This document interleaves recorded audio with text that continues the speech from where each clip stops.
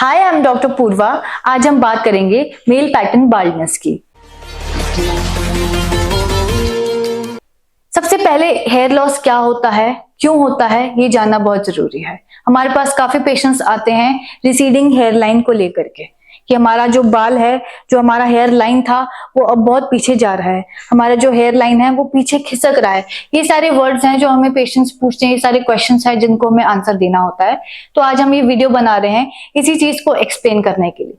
See basically male pattern जो है, basically जो आपका फ्रंटल रीजन है, वहां के जो आपके बाल हैं मेल पैटर्न में वो रिसीड होने लगते हैं। It gives a W shape pattern. Can you see, this is Norwood's classification, जिसमें एक्सप्लेन किया गया है किन किन वैरायटी ऑफ हेयर लॉस, कितना कितना स्टेज रहता है, किस स्टेज पे हम क्या कर सकते हैं, वो सारी चीजें मैं आज आपको बताऊंगी।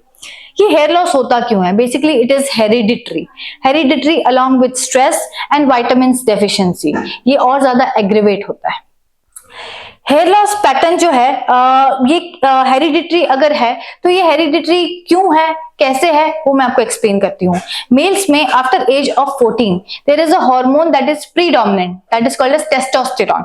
ये टेस्टोस्टेरॉन धीरे धीरे जैसे जैसे आपकी एज बढ़ती है, पहले तो वो आपको हेल्प करता है, जैसे जैसे आपकी एज बढ़ती जाती है यही जो टेस्टोस्टेरॉन है यही आपको बाद में बेलनेस कन्वर्ट करता है। कैसे?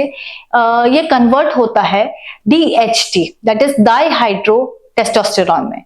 ये जो DHT है ये आपके हेयर फॉलिकल पे अटैक करता है और उस हेयर फॉलिकल को डोरमेंट बना देता है। मतलब आपका हेयर लॉस जो है is because of this DHT। अब ये DHT किस एज में आपका प्रीडोमिनेंट अपना इफेक्ट दिखाना शुरू करता है? It is mostly after age of 35। ये आप पे ज्यादा काम करना शुरू करता है। अब हमारे पास जो पेशेंट आते हैं वो mostly at the age of 40-45 की एज में आते हैं, जिनका मेन प्रॉब्लम यही होता है कि why my hair line is shifting backward. वो क्यों इतना ज्यादा पीछे जा रहा है और हमारा फोरहेड ज्यादा बड़ा दिखता है। तो प्रॉब्लम फोरहेड का नहीं है, it is the receding hair line, that is because of the DHT। हमारे पास वेरियस ट्रीटमेंट मोडालिटीज हैं यहाँ पे, GFC, PRP and but the most effective of the all therapies I would say is hair transplant. What exactly hair transplant is? लोगों के दिमाग में रहता है हेयर ट्रांसप्लांट बहुत ही ज्यादा बड़ा अग्रेसिव सर्जरी होगा, बहुत ज्यादा टाइम लगेगा, बहुत ज्यादा मनी जाएगा। लेकिन मैं आपको एक चीज बता देती हूँ, hair transplant is very safe and this procedure is carried general anaesthesia, it is carried in local anaesthesia. तो आपका जो पेशेंट है वो अगर हेयर ट्रांसप्लांट कराने का सोचता है तो वो ट्रीटमेंट हम लोकल एनेस्थीसिया में करते हैं। मतलब आप कॉन्शियस रहते हैं थ्रू आउट द प्रोसीजर। कितना टाइम लगता है इस प्रोसीजर को करने में? Usually 4 to 6 hours is the minimum time that is required for hair transplant. क्या पेन रहता है, कितना स्वेलिंग आता है, और इस प्रोसीजर को मैं थोड़ा सा ब्रीफली आपको एक्सप्लेन करती हूँ। बेसिकली हमारे पास 2 एरियाज हैं।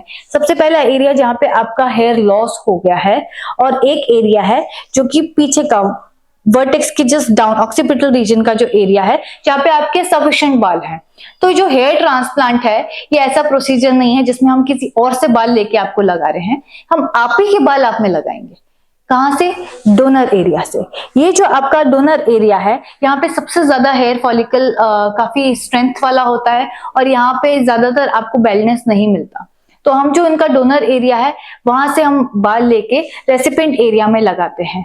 This procedure is done under local anaesthesia, not under GA। Proper supervision, proper technique, proper professional, आप ये सारी चीजें एक टीम की तरह काम करती हैं और आपका ट्रीटमेंट सक्सेसफुल होता है। इस ट्रीटमेंट के बाद, ये ट्रीटमेंट कराने के बाद क्या प्रॉब्लम है? ट्रीटमेंट कराने के बाद आपको 21 डेज तक अंडर सुपरविजन ऑफ डॉक्टर रहना पड़ता है, आपको प्रॉपर फॉलो अप पे आना पड़ता है। और 21 डेज के बाद हम उसके बाद GFC और PRP थेरेपी कैरी फॉरवर्ड करते हैं for more improvement and better results.